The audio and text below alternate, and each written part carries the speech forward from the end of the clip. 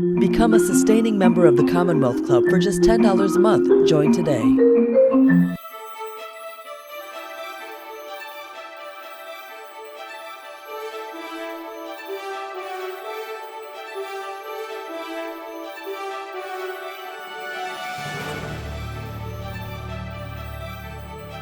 Welcome to the Michelle Meow Show at the Commonwealth Club of California.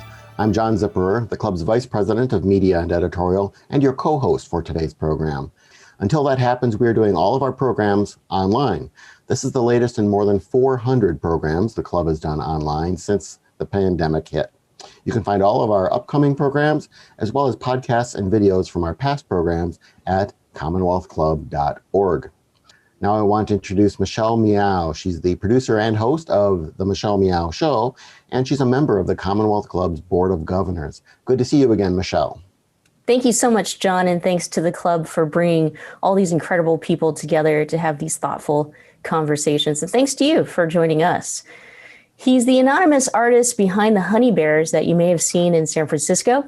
Our guest today is Finch, who creates street art and murals using multi-layered stencils and spray paint. He calls his work contemporary pop art, depicting objects from both nature and everyday life. Let's welcome Finch to the program. Finch, thanks so much for being with us.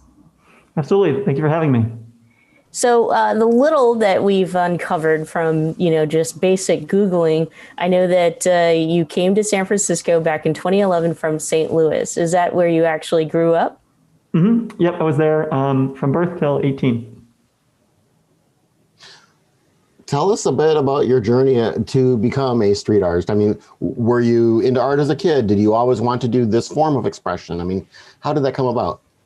Yeah, so I feel like everybody is an artist when they're a kid, and you get convinced that you're not by society. And so for me, I didn't think I was going to become an artist, but when I look, like there's this famous quote from Steve Jobs. He said that you can't connect the dots going forward, you can only connect the dots going back. And so when I look at my life, I was like, I kind of was an artsy kid. And my grade school had a competition where you would, the St. Louis Symphony would put out a piece of music, and then school children would have to interpret that. And then the school would send one person to the art museum in St. Louis. And so I went from my class for 2 years, which I guess, didn't really mean much to me at the time, but maybe showed that I was a little bit more artistic than somebody else. But I really, was convinced, like many other people, that I wasn't a very good artist because I couldn't draw very well. I still can't draw very well. And there was other kids in my class who could do better, Spider-Man and Batman and whatnot. But I ended up getting back into it around the age of 14 because I had a friend that was sort of volunteering on a video game as a software engineer. And I wanted to volunteer. And so I was like, well, what do you need? And they needed art. And so I ended up getting into digital illustration. And so that was kind of my, the work I'm doing today is really the same work I was doing then in some sense. It's the same tools and the same general approach to illustration. I work from photographs and things. And so those skills were just built over that time, and they just continue to be here. And I'm just using them in a different way now than I was then. So take us to the first Honey Bear and, the inspiration behind the first Honey Bear, and where was the first Honey Bear located? Yeah, oftentimes people think, they're like, oh yeah, the Honey Bear was like the first thing that you did. And I think it's the first thing that you heard of that I did. I was doing work for probably at least maybe 6 months, maybe a year before then. The very first work I did in the public space was in DuBose Park, and the city has painted these dog walker stencils to show where your dogs are on leash. And so I just took the dog and I swapped it out, and they had like a lumpy German Shepherd, and I stuck in a poodle and thought it was funny. And I ended up doing all the dogs in the park. And then I needed something else I thought I would be the dog walker guy. And so I started looking around for other dog walkers in other parks, and I just couldn't find any. So then I had to sort of branch out into other things. And the Honey Bear came out, I wish there was like a more, like a lightning bolt type moment. I saw one, I found the image to be compelling. And, at that point, I was kind of just following whatever interested me. I didn't have any aspirations of being a professional artist, certainly. It was just trying to, engage in this form of expression in a way that I thought I could bring something to street art and bring something to San Francisco that I wasn't really seeing. And so Yeah, I just painted it. The very first one was on a park wall in Noe Valley on, I think it's Elizabeth and 24th. It was a record for me. It was painted over by the city in 3 days, which was the fastest I'd ever had anything painted over. As far as I know, I'm the only person, as far as I can tell, who has done work illegally in a public park and had it be permitted to stay for many years. I think the city sometimes thinks that I was commissioned to do these things, or whoever's maintaining the parks. I think it's a testament to the fact that the work, it's not destructive. It's intended to be additive. But Noe Valley likes to keep its neighborhood extremely clean. But in those 3 days, there was just such a tremendous response to the work. I would kind of walk by and just watch people, and people were really engaged by it in a way that they hadn't been maybe in my previous works. And so then I was like, okay, well, maybe I should paint another one of these, and started pulling that string, and then here we are. It's kind of interesting. It sounds like it was almost a random choice of an image to do, and yet it's one that people like. I mean, it makes them feel good. It's not. I don't think people are looking at it and think, oh, vandalism. They look at that and say, they might think, what does it mean or something? But it's a happy symbol of something. Yeah, and it's actually, I say that my art practice has like kind of two core tenets that I go for. And one of them is to bring art to the 95% of people that don't go to art museums. And the other is to change people's perceptions of public space. And so because the honey bear is an image that people like, I can then use it as a tool to get you to question things or accept things, right? You're not saying, oh, well, this is just vandalism on this mailbox. And it should go away and there should be nothing on the mailbox. What you actually say is, oh, I like that. Well, why is it on a mailbox? Could a mailbox be canvas for art? Maybe we should have a program with the Postal Service to paint on our mailboxes or our utility boxes or on our park walls or on our garages or, whatever. And so to me, oftentimes, the medium is what I'm experimenting with, and, trying to put art into new places and get people to, again, view public space in a different way. And so having such like a happy, positive image is just like a tool to accomplish that. Yeah, I too struggled with this thought, just coming across the honey bears, but then doing some more research about you, that there's a difference between vandalism and art. And I was trying to even have that argument with myself. But you did bring up, the fact that San Francisco has had a pretty strict, policy around street art, or what you could do in terms of public space, private space. Do you want to talk a little bit about that and just kind of the what you brought up in your campaign to say that, what we can do in public and private spaces when it comes to art?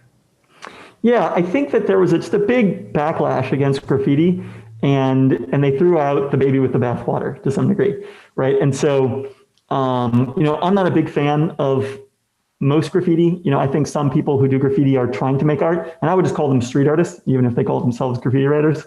But I think a lot of people are just, trying to destroy things, and they make the community worse to be in. And so in an effort to clamp down on that, they just really got serious about there not being anything anywhere. And to me, the difference between street art and graffiti is one of intentionality. If you think that you are making art, if you are trying to make art, if you're thinking about what the person who is observing this is feeling and thinking, and as far as I'm concerned, you're a street artist. I don't need any more kind of qualification than that. And so, there's lots of places where this manifests. And one of the ones that's, they paint over all the utility boxes every single day, or at least they used to. And so if something goes up at midnight, then it's gone by, noon the next day. One of the ones I did a whole campaign about was actually stickers. So San Francisco has special language in its definition of graffiti that is different from California as a whole, and certainly America as a whole, or many parts of the world, that says that graffiti, it's a mark that is, drawn or painted or etched or inscribed. And then there's also this language that is affixed or applied. And affixed and applied all of a sudden starts to cover wheat paste, which is a very non-destructive form of street art, where you basically apply artwork on paper with a wallpaper paste, and it counts stickers, which is artwork potentially, that is held on with an adhesive. And so all of a sudden now you've taken something from an infraction where you get a ticket if you're caught doing it to a misdemeanor. And if damages are great enough, it takes it to a felony. And that just seems completely absurd to me. And sticker art is one of the many forms of culture that I appreciate. And, I feel like it will be okay if our, the poles that hold up the no parking signs, like, you can just let those go. Like, it's going to be fine. Like, you can just put stickers on them, they'll pile up. Society is not going to crumble. It's going to actually allow people to come into art and into public art in this really accessible way. Like, you can see in the slideshow at some points that I'm now painting murals that are 50 feet tall. Not everyone has the capability to do that, can get together the funds to do that, can get permission to do that. But really anybody, even a very young child, can take a little sticker and draw something with a Sharpie and put it up in a public space. And I think that is something that we should encourage and not discourage. In all of your projects, or each time you've gone out and done this, have you ever been stopped? Have you ever almost been stopped? Have you ever been caught? Have you ever been fined? I mean, yeah, no, I've never been detained, arrested, anything like that. I've occasionally had conversations with residents while I'm doing work, mostly positive in nature. People, I used to be, maybe this is just a fun story to tell. So I used to go out super late at night, like 4 a.m. to do the work. I don't like being up that late. And so I was like, okay, I started backing back. And at one point, this is still when I was doing the dog walker pieces. I was doing one, and I had this idea of doing a Picasso dog. So Picasso did these series of one-line paintings or one stroke. We put it down and you did move it and he'd lift the paintbrush. And so he did a dachshund. And so I'm there, and I have a spotter at this point who's kind of watching out. And so I'm painting, and also my spotter's like, somebody's coming. And at this point, I'm sort of like pot committed. I've come too far. And I wasn't very good at painting back then. So I had all these trash bags I would lay out to make sure I didn't overspray the stencil. And this person, my spotter's like 30 seconds. And I'm just like, paint, 15 seconds, fold, pop up. And I pop up, and this person is right in front of me. And I've been fearing this moment for a while. I'm thinking they're going to tackle me and call for citizen's arrest, and hold me down with some other neighbor, calls the cops. And basically, I didn't know what to do. And I just said, Picasso? And the guy was like, awesome. And then he just like walked around me and just walked away. And I was like, this is this moment that I've been building up in my head, thinking that like the reality of it is that people by and large like the work that I do. And people by and large want to live in a city that has street art. People don't want to live in a city where people are wantonly destroying private and public property. People don't want to live in a city where things are being defaced, but people do want to live in a city where arts and culture kind of exist in these, fringy spaces. And I think that's part of the cool of a city like San Francisco, and people don't want to lose that. And so there's a lot more public support for this. And I think people, like, even though like I define street art as being illegal public art, so I think it's a mural or some other form of expression if it is permitted. At this point, most of the work I do is of that variety. But I think people, I think we think of San Francisco, we're like, we'd be sad if there weren't people who are going out and doing that kind of work. I liked what you said in an interview, which is, part of the work that you do is to let people know that, it's okay to be happy.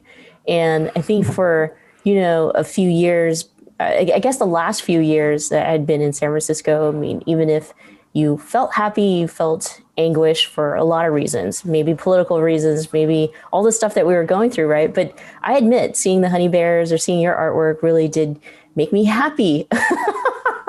Thank you. Yeah.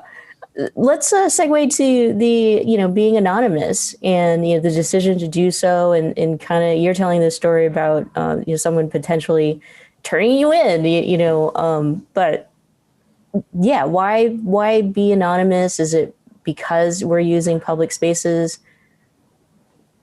Yeah. So when I started, every single piece was illegal, right? All 2013, all 2014, all 2015. And so signing my legal name to it just didn't seem like a reasonable idea. Some people do. There's an artist named Jeremy Novi, who's sort of famous for the koi fish on the sidewalk. He's sort of like the godfather of San Francisco street art. His name is Jeremy Novi. Like, he signs it with his name. And I think that's bold and brave and cool. And But I don't know, I kind of want to keep my head down, and then what ends up happening is it's just path dependent at that point. It's like you can only take the mask off once. Once you do it one time, there's one photo on the internet, then that's it. And so I've hit several junctions where I'm like, I don't really know if it's serving me anymore, and it's a bit annoying. Like maybe I should, and then over time it sort of evolved as to why I do it. And now I like it for option value, where it's just, I didn't think I'd get back into doing street art in San Francisco. And then I did last year in a really major way. I started putting up all those bears and the mask on the board ups. And so here I am again, doing work that's not legal. Low damage, sure. Enjoyed, sure. But, again, I didn't necessarily want to put my face on that. And also, there are people who both really like my work, people who really don't like my work. And I don't necessarily want to be randomly interacting with either of those camps, if I can be honest. I'm happy to interact with people, in through social media or through email or at art shows and things. But there's times where I just kind of want to, putz around and do my thing. Nor do I want someone who doesn't like my work to, come up to me and express that in their own way. And so, yeah, it seems like it's working for now. I don't think it's going to work forever. You'll hear more reasons as to why will emerge in the arc of time, but at some point it's not going to work anymore, and then that'll be that. But in the meantime, I haven't just really felt comfortable enough to be like, okay, I'm ready to make this irreversible decision. One of our viewers writes, "The honey bears have made my year." Oh. You talked about doing these on like the board and it was, I suppose, in cities across the country where this has happened, but in San Francisco being such a dense city where a lot of your life is lived outside of your tiny apartment and things, so you're seeing your commercial corridors, your downtowns, just within a matter of a couple of weeks. It's like they went from looking like normal places to, you think there are going to be protections against riots or something. Of course, you did one on the front of the Commonwealth Club. Our apologies, we had already contracted with another painter to do a BLM image, which he has covered it up with. So our apologies, but we took photos of it because we thought it was really cool. But it's been neat to see that some of these businesses have put plexiglass over your honey bears to protect them and things. That's got to make you feel good. How long does it take you to do one? One of the, not one of the giant ones, but kind of one of these one-offs on front of a business. Yeah, when I got started, all the work I was doing was stencil based. So it was all spray painted, and that was really quite labor intensive. And so to paint the ones, I spent all 2015 painting them on mailboxes, and I had to develop many techniques and tricks to not get caught doing it. But I'd go out for about 3 hours. I'd do about 5 of them, and I would lap past the same location multiple times because you had to add up all the layers. And then it wasn't, if I had come up in Los Angeles, there's a lot more of a culture there of street art. And so people are much more likely to pass information between each other. We've definitely seen a really big resurgence in San Francisco. And so this is much more prevalent now. But back in 2013, there weren't a lot of people doing sort of work necessarily. And so I didn't even know about wheat paste really until I think I started doing it maybe 2 years ago. And now that I know about it, like the ones in the image right now on Brass Tacks, those go up in about, 45 seconds. They're made in advance on paper, and you just take this wallpaper paste and you paste it on the wall, you put the thing up, you paste over it, you smooth out all the bubbles, and then you're gone. And so that really allowed me to take this work much broader. And I was sort of in a position when the pandemic hit where, there's some amount of work to prep these things, they're printed and then they're cut. But at that point, I already had a small team of people who were working for me. And so I was just like, go make me 50 of them. And then, 3 times a week, I would go out and just boom, boom, boom, start put them up. And so I was sort of in the right position to, both with where my work was sort of developed enough to do something compelling and prepared enough to take advantage sort of the just explosion of canvas that we had. Speaking of the pandemic, I mean, San Francisco and all of our cities around the country, right? But has suffered greatly. The restaurants closing, people out of work, our nightlife, our culture kind of definitely very negatively impacted. But the honey bears did do something during the pandemic to help a little bit. Can we talk about that? Yeah, so I started doing those bears and those masks, and I didn't think anyone was going to want to remember this time. I thought we're just going to, all have like a collective, like, oh, we have the before times and the after times. We don't talk about the in between. But people started asking me like, hey, can I buy one? Can I buy one? Because sort of the bread and butter of my art practice, from like how I make a living, is I paint paintings, typically into wood, and I'm not, when enough people start asking, I listen. I'm like, well, it just feels really, it just wouldn't feel at all good to sell them and not somehow use this as an opportunity to raise money for good causes. So that was part of it. The other part of it were these masks. I have a collaborator named Stockhausen, and I go into the studio early on, and he's selling masks. And this is back when you couldn't get masks. If you could get them, they certainly were not attractive.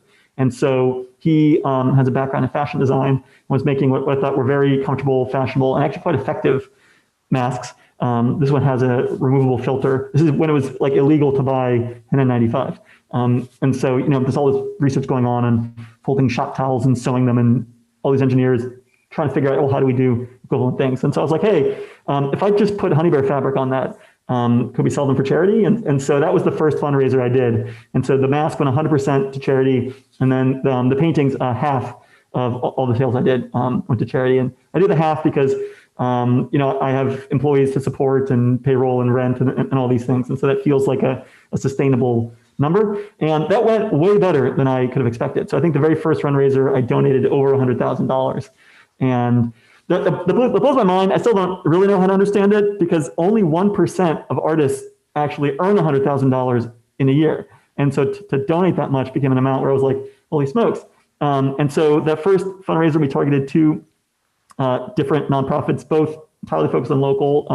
One is called the Safety Net Fund, which is just doing direct cash transfers to artists and performers who are out of work. So, you give them money, that is pass it on to out of work artists. And the other is called SF New Deal. And they basically are paying restaurants to make food and then giving that food through community groups to those in need. And so this supports the restaurants and it supports those in need, and also puts the community groups in the position to do what they do best, which is, try to figure out how to help their community.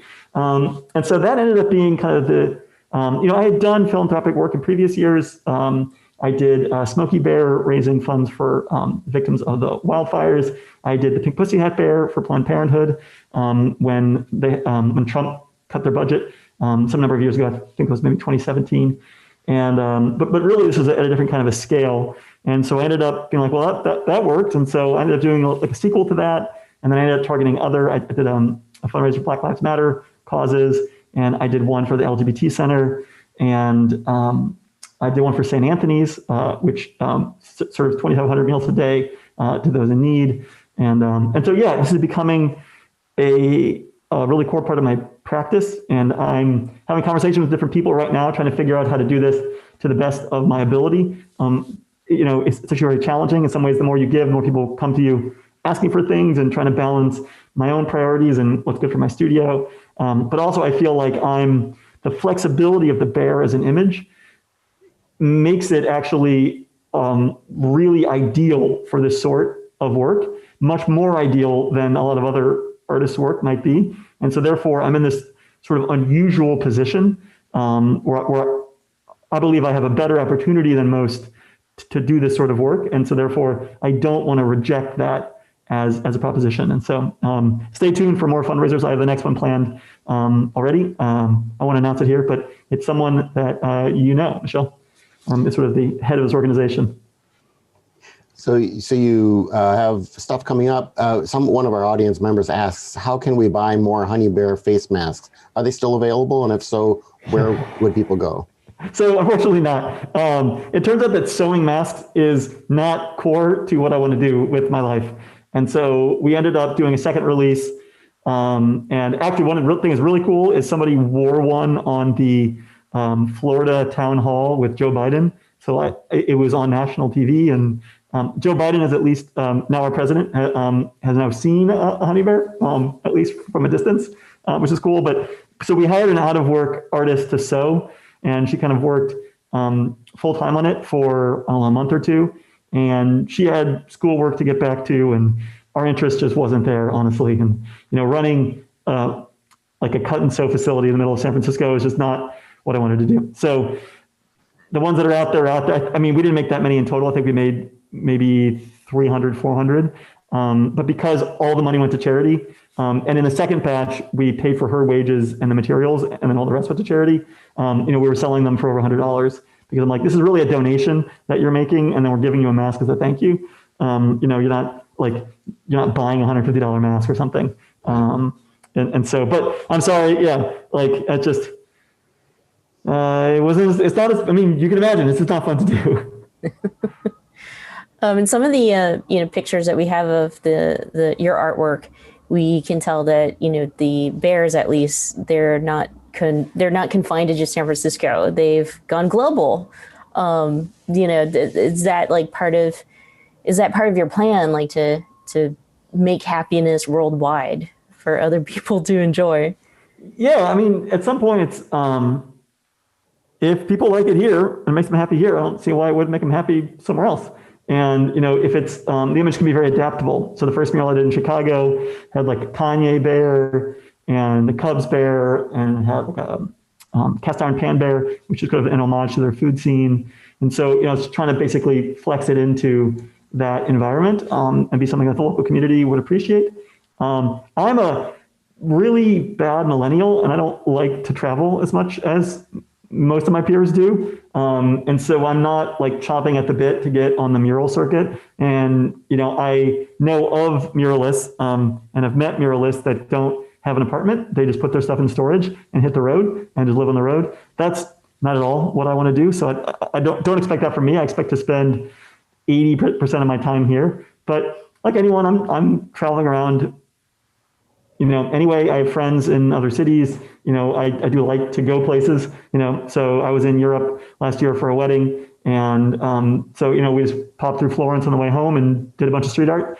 That was actually quite well received. I'm still seeing photos of it. It's also I get to meet the local artists there sometimes.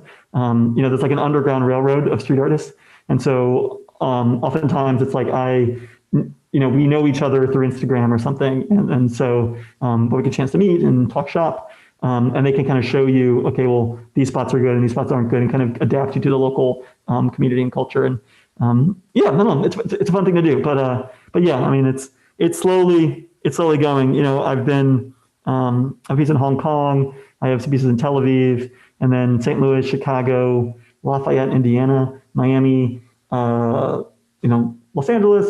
That's probably about it. I'm slowly expanding out. Brooklyn. One of our audience members asks, they would like to know if the honey bear hunt is still active. So yes. First, what is that? And second, is it still active? Yeah, so the honey bear hunt basically came from, I was doing these pieces on these board ups, and people started requesting, can you put one on my house? And I was like, that's interesting, because when the board ups are only in certain areas, and houses can get out sort of more into the community in a different way. And so I put up a poll, and a bunch of people responded, way more than I could do. And most people started responding from way further away than I could reach. And so I hatched this idea of putting together, I call it the Honey Bear Hunt. And basically, we would make a honey bear on paper. We would send to you in the mail. We would sell it almost at cost, to try to promote the spread of this. And you would tape it up in your window, and it would last for the duration of the pandemic, which I thought would be shorter at the time I started doing this. Here we are, still. So that proved a lot more popular than I expected. I expected to ship out like 500 of them and put up a map. At this point, we've shipped probably 18,000 of them, and we shipped them to all 50 states. I had to twist the arm of Wyoming to make that happen. But all the other 49 happened on their own, and we're in 5 continents now. The map is currently not up. I'm going to relaunch in the next few days because I basically just did a reboot where people, I thought the end of the pandemic would happen sooner. And so people had them up, and then they took them down after 6 months or 9 months. So that kind of was out of date. But I still have the kits on my website, store.finch.com. They're $18. We send them out twice a week. And you can tape them up in your window and kind of join in on the game. You mentioned earlier, some causes or issues that are included in your artwork. For example, Black Lives Matter or working with the LGBTQ Center. And so I was wondering, just kind of with your artwork, while a lot of it centers around being happy, if there are parts of it that you personally, put your mind or your thoughts into it. So, I know for a lot of artists, kind of you express yourself through your art and what's happening, and, political issues kind of influence that. And so wondering if you'd touch on that a little bit. Yeah, so this is the thing I wrestle with and is evolving. What I mentioned early on is that oftentimes the medium I'm using is political, and therefore the message is not. So putting artwork onto federal property on a mailbox is in some ways a political statement, right? About the use of public space, and the need for public art and access to art for everybody, not just for some rich elite. And so therefore, if the message itself were political, then, if the image were political in nature, then it could jeopardize the politics I'm actually attempting to accomplish with this task. So there's certainly some fair amount of that. And I feel like getting artwork to people, it doesn't sound like a political thing, but I've looked at the numbers from at least 8 cities, and 5% of people going to the art museum seems to be a pretty normal number. And so we just don't have people with fine art in their everyday life. That being said, things come up where I feel like, again, like with the fundraising, I find myself in a position where maybe I can do something that I care about. And so that is where it gets a little more tricky. Now, I would like to say that none of these images are political in nature, that we should support the rights of the LGBT community. Is that political? To me, it's only political if half of people think it's not true. Do Black Lives Matter? Yeah. So to me, it's not political, right? It's just, this is mostly me being like, look, I'm here. I hear you. I see you. I'm standing with you. The bear is standing with you, right? I don't believe that I really have an ability to convince anybody of anything.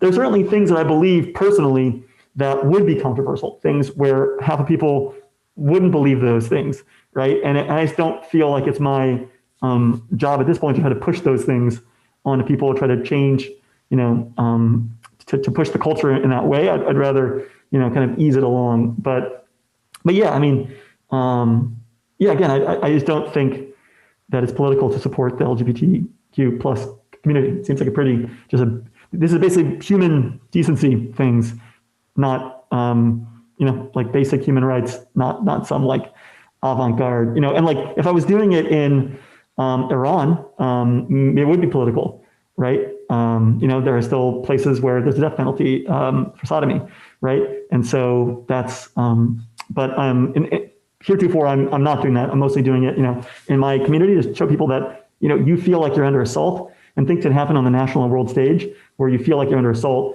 and be like, at least here in your community, you should feel safe to some degree. As you have, kind of become ubiquitous, at least with the honey bears in San Francisco, and you've gone global with it. Are there Finch copycats? Are there fake honey bears? Is there counterfeit honey bear black market out there somewhere? Don't give anybody ideas. Yeah. We'll delete this afterward. Yeah, not, strangely enough, I've seen a couple. There actually was one in Kosovo, which was really crazy. I get some weird Facebook message that they're clearly putting through Google Translate. I can't even understand what they're saying, but it was a pretty actually good copy. I have things where businesses, steal the artwork to promote their products and brands. It's pretty normal for anybody, but there's nobody really attempting to do sort of like very exact duplicates at this point. I'm putting plans in place for when that starts to happen.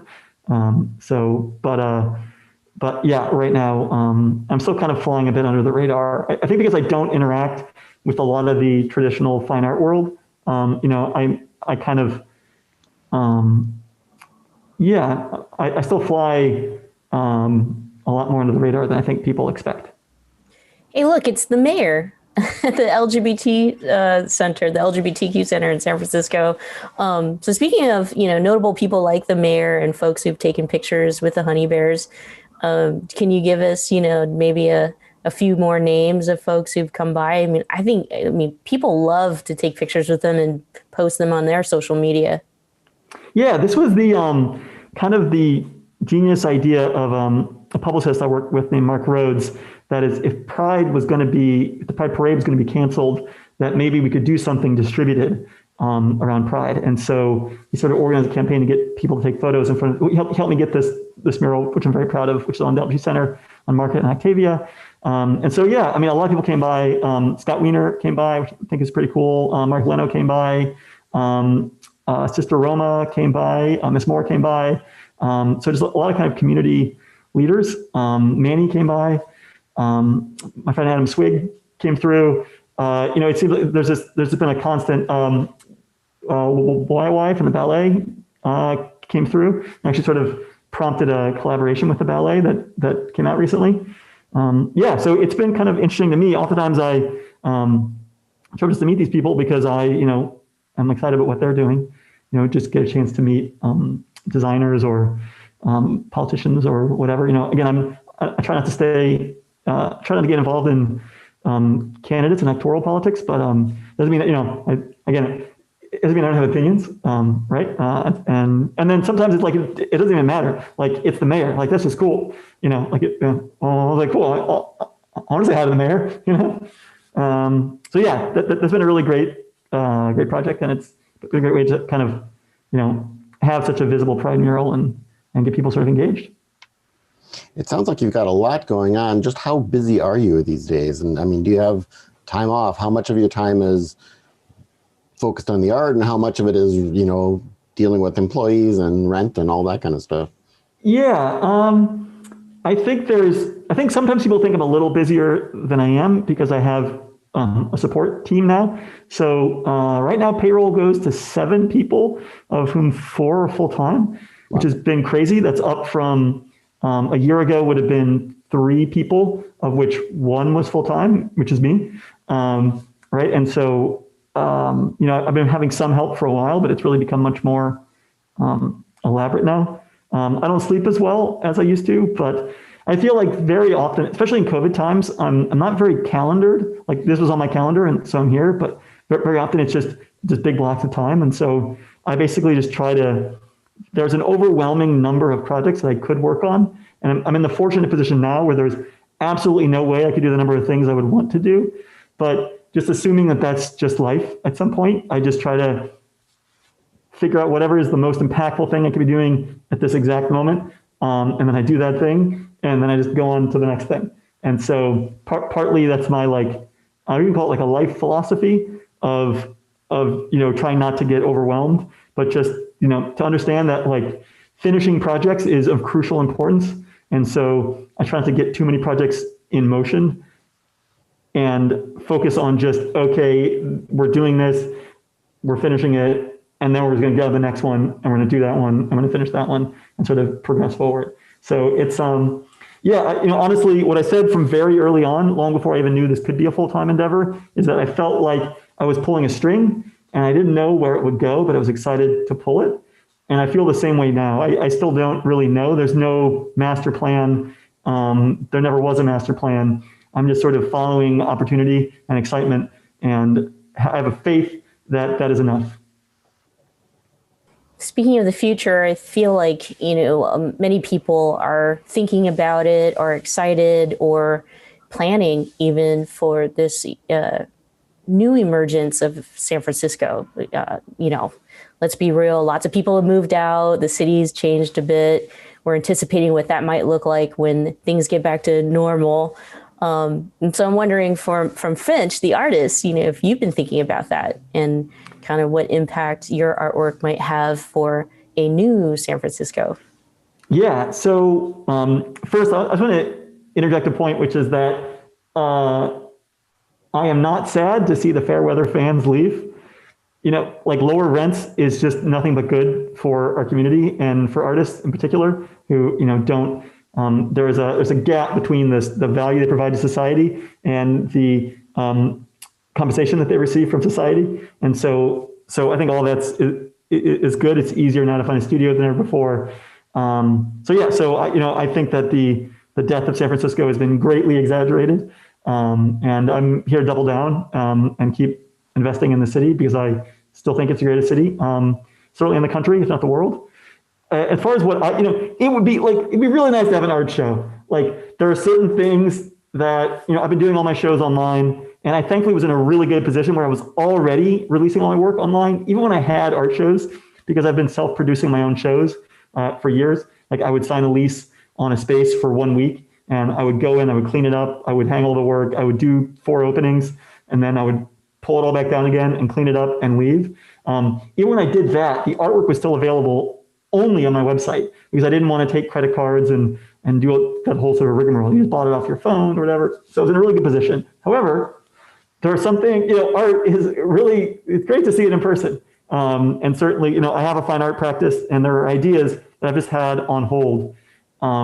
Just being like, okay, I just need to get people in front of this work, and more experiential things as well, or like that. It's not just the visual. Sometimes you have to actually participate in something. And so, yeah, I've had a couple of ideas I had one that was pretty well baked and ready to go. That's just literally been on hold for a year and a half. And so I think that's going to come back.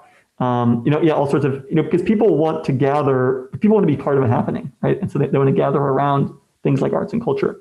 I also think that the board ups have caused the proliferation of street art because we have these sort of less cared for spaces. And there are more active street artists now than there have been in the 10 years that I have been here. And so when the board ups go down, we're going to lose that. And hopefully, what I'm hoping happens is people are like, well, I feel I've lost something, and that motivates me to try to replace it, say with a mural on my house or a mural on my business, right? Like, I don't see any reason why every single, there are non-historic, like crazy historic house or all glass place, like there are opportunities everywhere to have art. It's not just the board ups. It's your staircase, it's your garage, it's, whatever it is. I'm hoping that this resurgence continues. And we're just going to play it out. Could bring a whole new meaning to the term painted ladies. They could be painted with something completely different. One of our audience members, this ties back to what you were talking about earlier with your connections and contacts with other street artists and kind of the street art community in other cities. Do you collaborate? Have you ever actually done a collaboration on a specific project, or would you? So I have. I did in my latest show. I did a collaboration with Jeremy Novi. I mentioned earlier. He has a sort of iconic koi fish design, and so we did a collab piece where I did a koi as an homage to his, and he did his koi. I packaged that. I had a piece very early on. There's an artist named Cameron Moberg. He goes by Camer1, who I have mad respect for. He grew up here and as a graffiti writer, and so we did a collaboration mural. I'm oftentimes looking for opportunities to do things like this. I'm not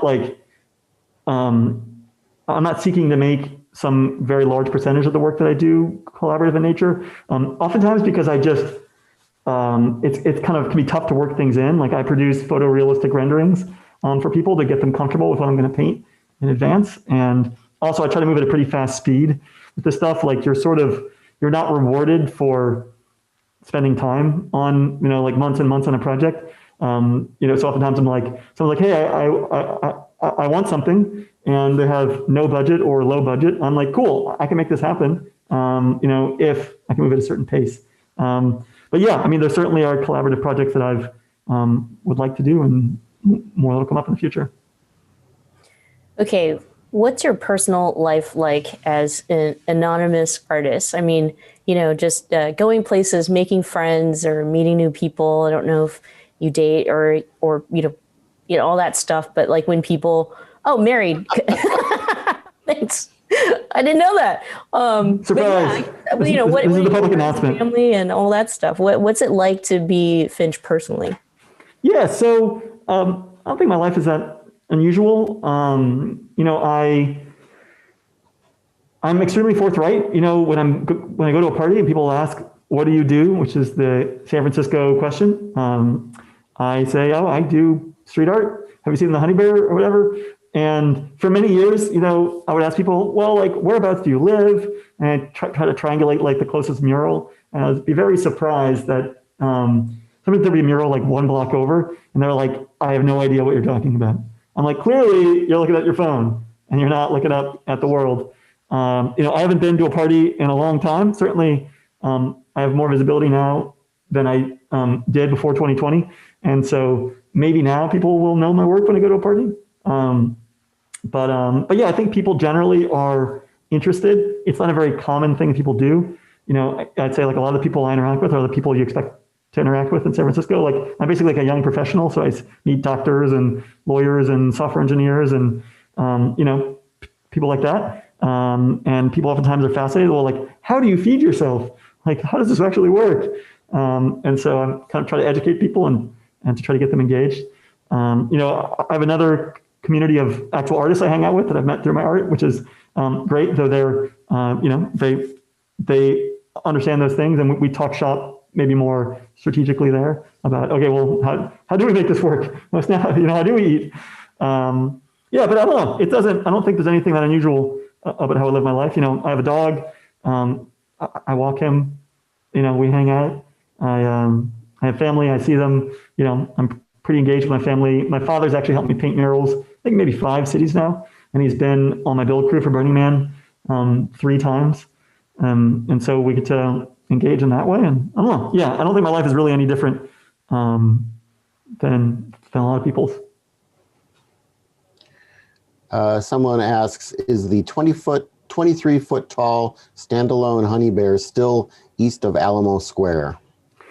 No, it is currently down, and it is now gone. So it was 28 feet tall for the record. It's actually the one that's in the photo. I don't know if it's down below for you, it's down below for me.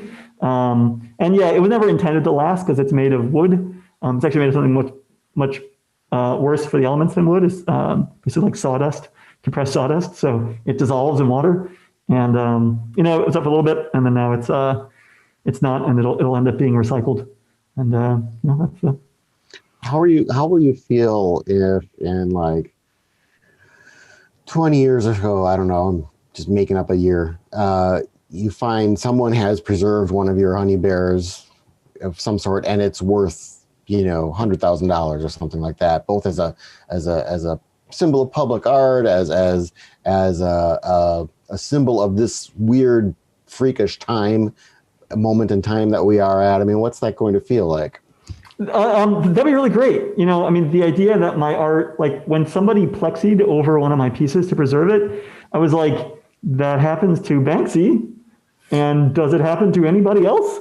That was like a moment of being like, wow, people actually value what I'm doing. And I've also started to see people like reselling my work, which I don't necessarily want them to do. I want them to, if you want to buy a painting from me, you should buy it and enjoy it. There shouldn't be some kind of a financial transaction or it's transaction, but it's not like an operation. That being said, if people are willing to do that, that shows that people value it. Obviously that's great. I mean, I hope that's like, I didn't get into this for that. But certainly if people value my work that much, that presents a lot of opportunities for me. Sometimes people say, people are like, oh, well, you now make money making art. I'm like, there are a lot better ways to make money than art. Like, let me tell you. And I have a degree in mathematics from Stanford. It's like I have other, like I have some technical skills.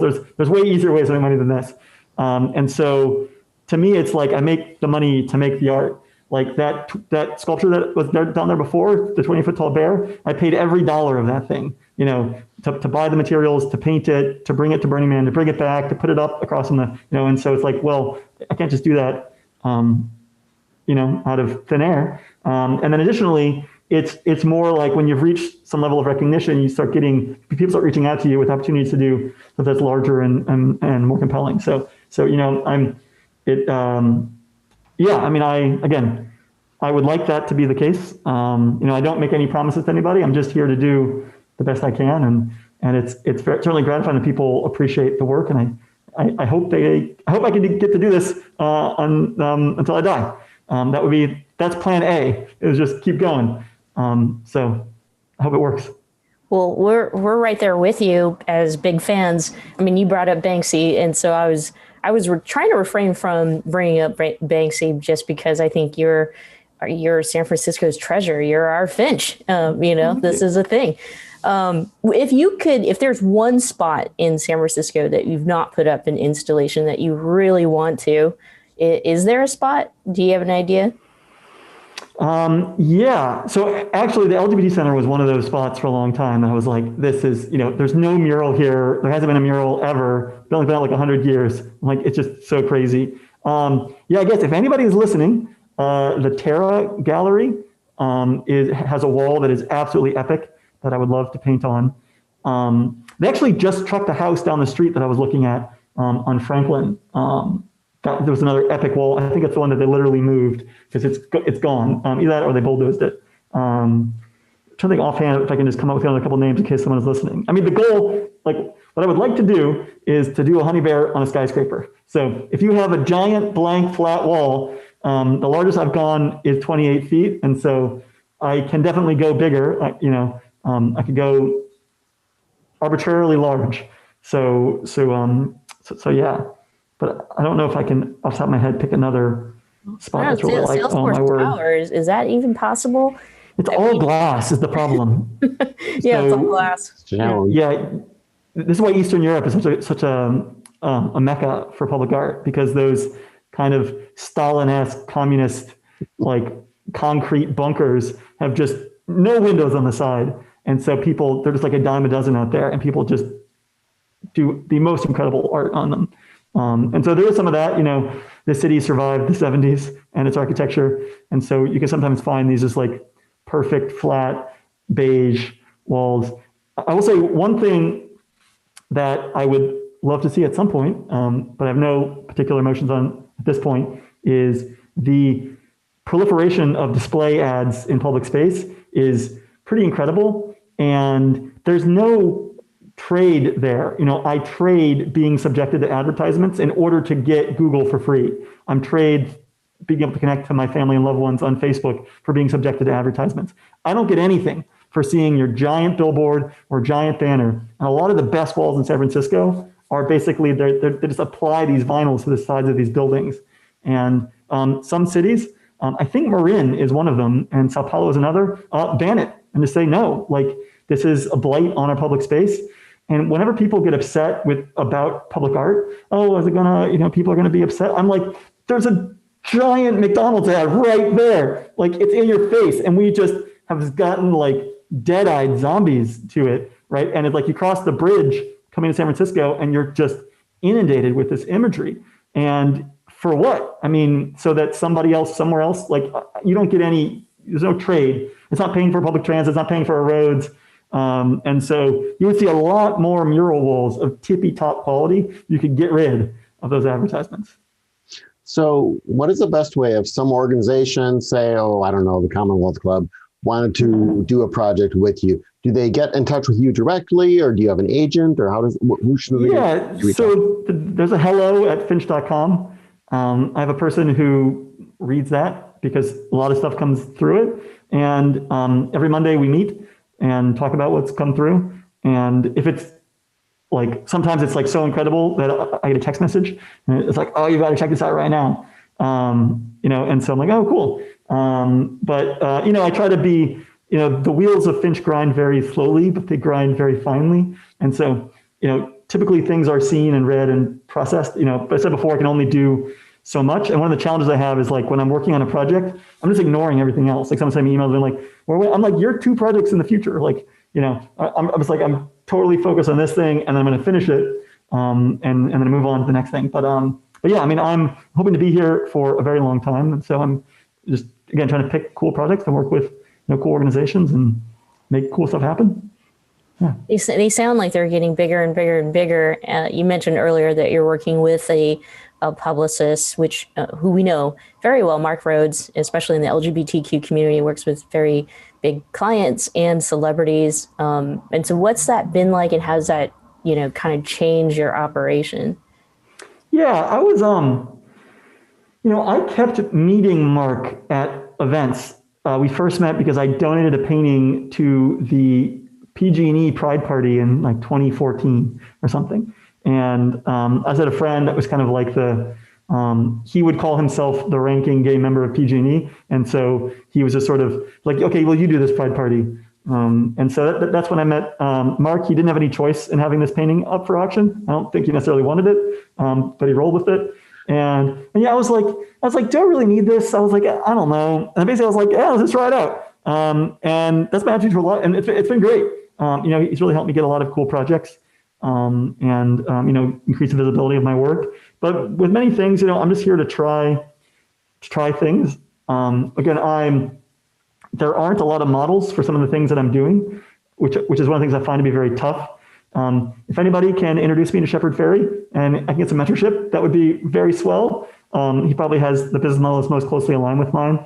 But I don't know what percentage of revenue should be spent on rent. I don't know. So a lot of these things, it's like I just kind of try my best and be like, is this thing a good idea?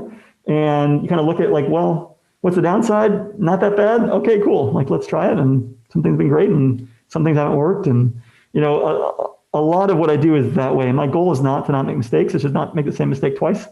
And so, someone asked me recently, like, what art project do you regret? I'm like, so far I haven't made a serious mistake twice. So I don't regret anything, It's not that I haven't made some missteps, sometimes quite egregious, but I'm attempting to just kind of learn and stay on top of things.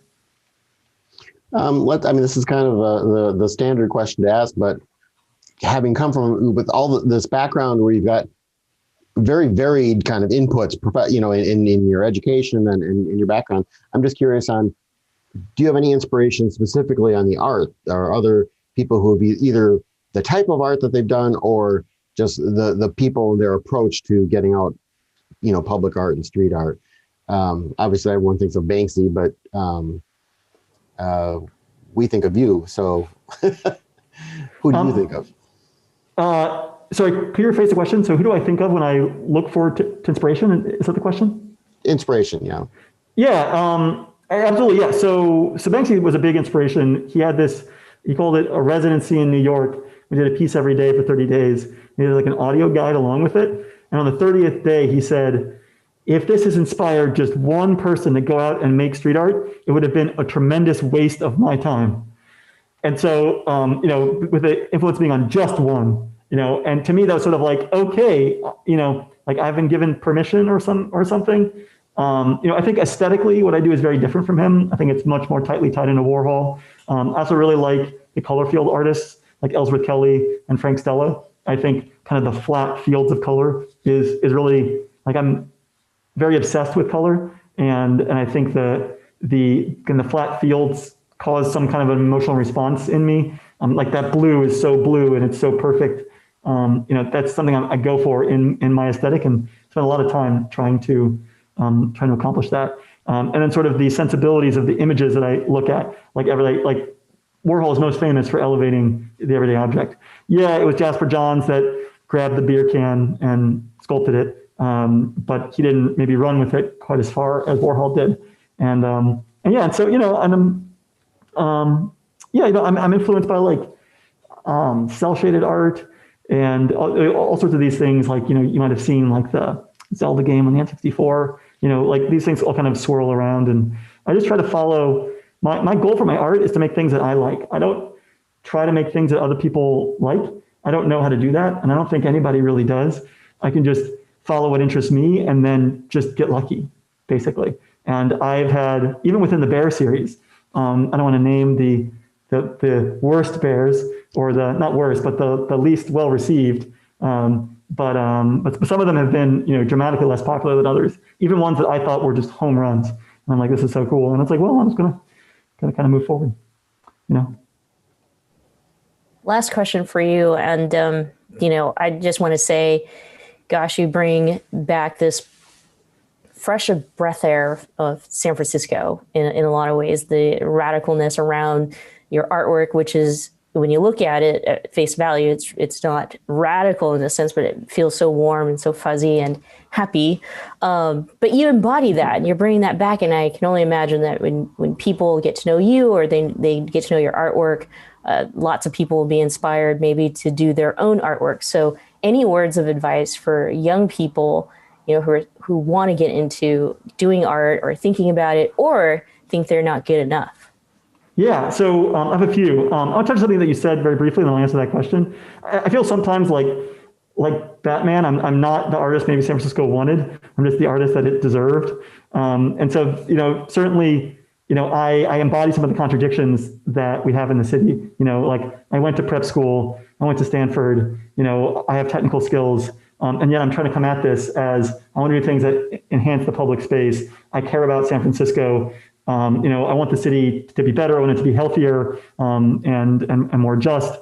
So it's one of the things where like I'm trying. I can only be who I am, and I can only bring what I bring. I wake up every day and I'm still me. So this is going to be there. In terms of getting out, like it's there's never been a better time to be an artist. Maybe not in San Francisco because of the high cost of living. I mentioned earlier, anytime that there's a break between societal value and compensation, as prices go up, you're going to end up losing people. Teachers, I think, is another really great example of that, where clearly they provide more value to society than they receive in compensation. And so that's I don't know what to do about it. I mean, actually, I do direct cash transfers from rich people to those people. That would be swell. But in terms of like you've got Instagram, you've got public space. Again, we have an enthusiasm around public art. And to me, sometimes people want to get like a blessing from someone. They come to me asking me, okay, well, can I go do this? And I'm just like, you have missed the idea of street art if you think I'm some kind of an authority, right? Even with Banksy making that comment and I mean, sort of interpreting it as like, okay, maybe I've received some blessing. Somebody obviously doesn't know me, that, as far as I know, has never seen my work. Just being like, oh, he's kind of just like more like throwing down the gauntlet, I don't want. I obviously like want people to like my art, and if you want a mural, I'd be happy to paint a mural, or if you want a painting, I've been a painting. But I think we live in a pretty horrible world if all there were honey bears. Like that's sort of like the art version of hell, right? And so we need these diverse voices, and there's a lot of artists in San Francisco that have very different styles from me. There's someone like Apexer who's just really great with the spray can. There's a guy named Calamity Fair who's these crazy collage pieces. And so these are all people who are doing street art. Cameron Moberg I mentioned before, Jamie Novi I mentioned before. And so like we want to live in a world with diverse voices. Your voice is diverse. And so, in terms of like a lot of this stuff is just you have to get out and do it. And a lot of street artists, like there are street artists that again, I'm not gonna name any names here, but it's like there's people who I know, who I support, whose work I don't like, simply because they come with that hustle, and it's like, if you're out and you're putting up pieces, right? Like we all respect that and that you're willing to put yourself out there, right? Like it's not easy to do, like it's not easy to get out at 2 a.m. It's not easy to expose something that you created to the world for criticism or enjoyment. And so the people, when they get up, like that's sort of the respect that you get, and you'll find that the more that you do that, somehow the more opportunities are going to come out of it. The last thing I would say actually is one of the most critical things I see people miss. And I talk about this at length, and I'll spare you. But if your goal is self-actualization, if your goal is personal satisfaction, by all means, paint whatever it is that you want to paint, and don't apologize for it. If your goal is to support yourself off of your art, do whatever you think is going to be good. And if people don't like it, it doesn't mean that you're bad. Go back to your soul, look in there, find something else, and try something else. I see people will just get stuck on something that they think that, well, this is what my soul is, and the market doesn't like it, and therefore I'm somehow bad. Or no, I think this is all weird. Like that's like a fictitious construction. It's just, you can produce more things that are interesting and compelling. And so the honey bear wasn't the first thing that I painted. It wasn't the second thing or the third thing or the fourth thing. I think it was the fifth image I painted. And that was the one that really stuck. And even now there's things I do that just totally whiff. And again, I don't regret them because I had something I wanted to get out of doing that image. But again, now that I have payroll and rent and things, I want to do things that people like. And so there's a push and a pull there. And the answer isn't to pander. The answer is just to be willing to try things and to experiment until you really kind of like hit the culture in a way that is compelling. And so I would encourage people to do that. I think this is the number one thing that people who are trying to become professionals get wrong. Finch, thank you so much for joining us here on the program. Really appreciate you, and thank you for, like I said earlier, being that fresh breath of air for San Francisco. John, you have the last words. Well, thank you again, Finch, as well as everyone who's watching or listening to us online. You can find out more Michelle Meow shows at the Commonwealth Club at commonwealthclub.org/MMS. So have a good rest of your week and a good weekend, and stay safe, everyone. Thank you so much.